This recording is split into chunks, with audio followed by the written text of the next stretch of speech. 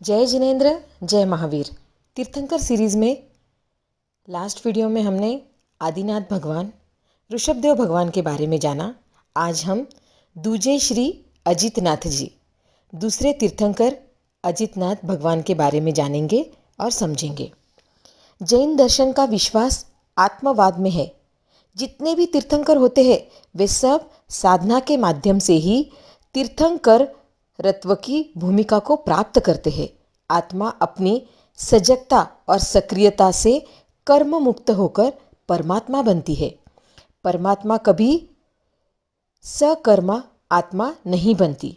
अणु से पूर्ण की ओर तो गति होती है, किंतु पूर्ण से अणु की ओर तो गति नहीं होती। तो दूसरे तीर्थंकर भगवान अजितनाथ। भगवान अजितनाथ का जीव पूर्व भव में महाविदय क्षेत्र में विमल वाहक नामक प्रतापी राजा था। एक मुनि के सत्संग प्रभाव से राजा को भोग विरक्ति हो गई और वे श्रमण बनकर उग्र तपश्चर्या, ध्यान, गुरु सेवा, संघ सेवा आदि में तल्लीन रहने लगे। उसी भव में तीर्थंकर नाम कर्म का उपार्जन किया। आयुष्य पूर्ण कर स्वर्ग में गए। देव आयु पूर्ण कर विनीता अयोध्या नगरी के जितशत्रु राजा की रानी विजया देवी के गर्भ में आए और माता ने 14 स्वप्न देखे। माता के गर्भ प्रभाव से राजा जितशत्रु का पराक्रम प्रभाव अद्वितीय रूप से बढ़ने लगा। शत्रु भी आकर उनके सामने झुकने लगे। लोग कहते, राजा जितशत्रु को आज संसार में अजेय योद्धा है, उन्हें कोई जीत नहीं सकता, वे अजीत है। माघ शुक्ला अष्टमी की रात्रि में माता ने महान पुण्यशाली पुत्र को जन्म दिया। पुत्र जन्मोत्सव के समय इसी प्रभाव को स्मरण कर राजा ने पुत्र का नाम अजित कुमार रखा। राजा जितशत्रु के छोटे भाई सुमित्र विजय थे। उनकी पत्नी का नाम वैजयंती था। वैजयंती ने भी 14 महास्वप्न देखे। कुछ समय बाद उन्हें भी पुत्र लाभ हुआ और पुत्र का नाम सगर रखा गया। एक तीर्थंकर और एक चक्रवर्ती का जन्म होना चाहिए, ऐसे ज्योतिष शास्त्र ने बताया। समुच्चय परिवार में हर्ष का वातावरण छा गया। वृद्धावस्था आने पर राजा जितशत्रु ने अजित कुमार को राज्यभार सौंपने का विचार किया, परंतु अजित कुमार के हृदय में तो जन्म से ही विरक्ति थी, इसीलिए उन्होंने राज्यभार स्वीकार नहीं किया। तब सगर को राज्य सौंपा गया। वृद्धावस्था में ही अजित कुमार ने संसार त्याग दिया और एकांत जंगलों में ध्यान तप करने लगे। उनकी साधना का प्रभाव जंगली पशुओं पर भी पड़ा।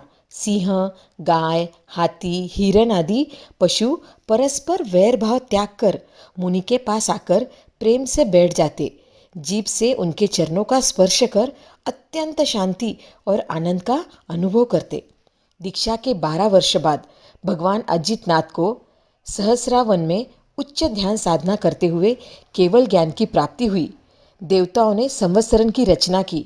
भगवान ने धर्म ध्यान के विविध स्वरूपों का हृदय स्पर्शी उपदेश दिया, जिसे सुनकर हजारों व्यक्तियों ने त्याग मार्ग पर चरण बढ़ाए।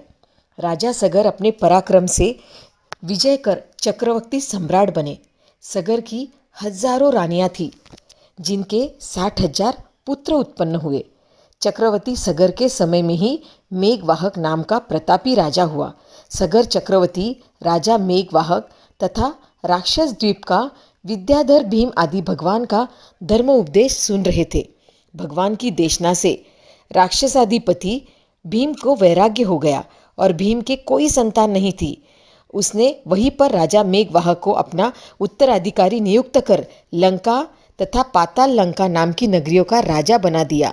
9 बड़ी बड़ी मणियों वाला एक दिव्य हार तथा राक्षसी विद्या मेघवाहक को देकर स्वयं मुनि बन गए और मेघवाहक राजा राक्षस वंश का आदि पुरुष बना, जिसमें आगे चलकर रावण आदि ने जन्म लिया। सगर चक्रवर्ती के 60,000 पुत्र एक बार देशाटन के लिए निकले।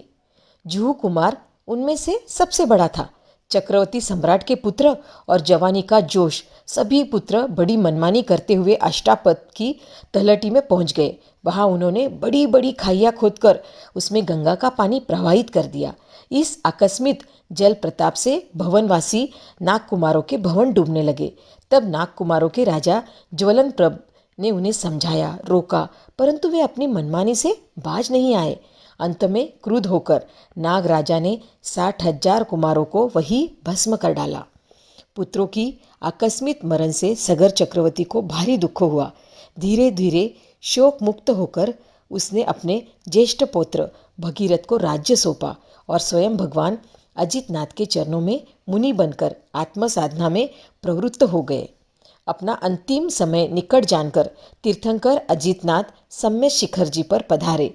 उनके साथ अन्य 1,000 श्रमण भी थे। सभी ने वहाँ पर अनशन व्रत धारण कर मोक्ष प्राप्त किया।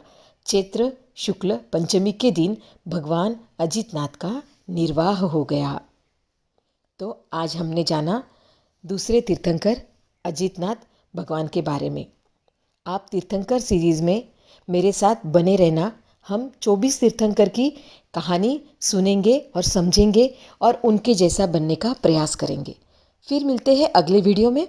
तब तक के लिए जय जिनेंद्र, जय महावीर।